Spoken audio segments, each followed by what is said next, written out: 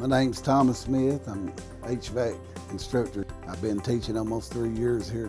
It is a 2-year program. You'll get several different certificates. There's several different directions you can go with HVAC.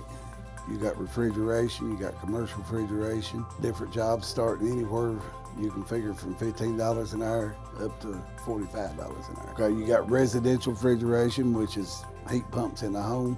You got commercial, such as hospitals, schools, involves ice machines, walk-in coolers, freezers, which is a wide open market in this area. I work with local employers to help find jobs.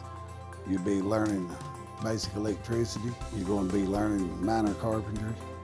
You're going to be learning plumbing. It's all, one job fits all. The future job market is, I just say, out of this world. Right now, the demand in Kentucky alone is 80-some thousand jobs for HVAC.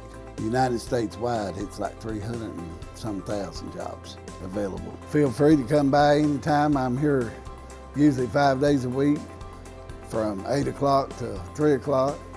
Be happy to meet with you, give you a walkthrough, explain everything about the HVAC industry, the different directions that you might want to go.